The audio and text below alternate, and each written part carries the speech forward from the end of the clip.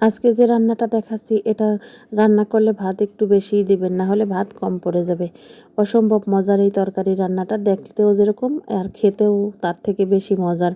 প্রথমে আমি বেশ কিছুটা সয়াবিন তেল নিয়েছি, তার মধ্যে লবণ দিয়েছি আর অল্প একটু হলুদের গুঁড়া দিয়েছি।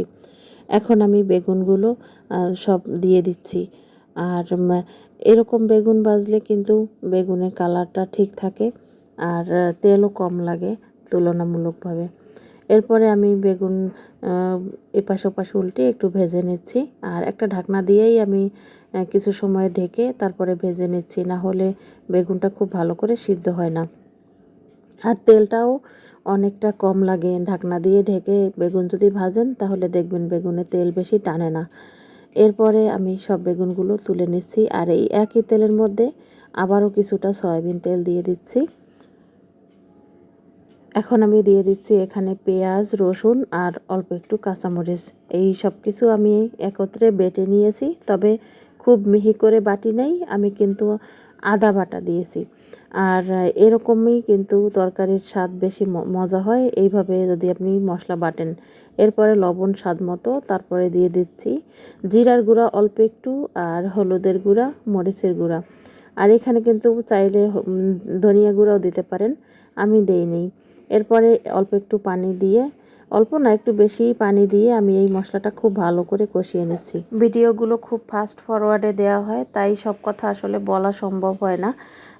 আমি কিন্তু এই প্রথমে যে পেঁয়াজ বাটাটা দিয়েছি ওটা কিন্তু একটু বেশি সময় ভেজে নিয়েছি। তারপরে যে মশলাগুলো দিয়েছি সেগুলোও খুব ভালো করে কষিয়ে নিয়েছি তেল ভেসে ওঠা পর্যন্ত। এরপরে আমি দিয়ে দিচ্ছি টমেটো আর পেঁয়াজ কলি দিয়ে খুব ভালো করে কষিয়ে নিচ্ছি আর একটু সময় ঢাকনা দিয়ে ঢেকে কষিয়ে নিচ্ছি, যেহেতু আমার বেগুন ভাজা আছে। আর এই পেঁয়াজকলি আর টমেটোটা একটু কিন্তু শক্ত, তাই একটু সময় লাগে সিদ্ধ হতে। এরপরে একটু ভালো করে কষিয়ে নেওয়ার পরে আমি পানি দিয়েছি, আর এই পানিটা পুরোই রান্নার পানি। পানি দেওয়ার পরে ঢাকনা দিয়ে ঢেকে কিছু সময় রান্না করে নিয়েছি। একদম 80% সিদ্ধ হয়ে গেলে পেঁয়াজকলি আর টমেটো, তখনই আমি দিয়ে দিচ্ছি বেগুন ভাজা। আর এরপরে দিয়ে দিচ্ছি আমি মাছ। আর মাছগুলো আমি আগে থেকে লবণ হলুদের গুঁড়া দিয়ে ভেজে রেখেছিলাম।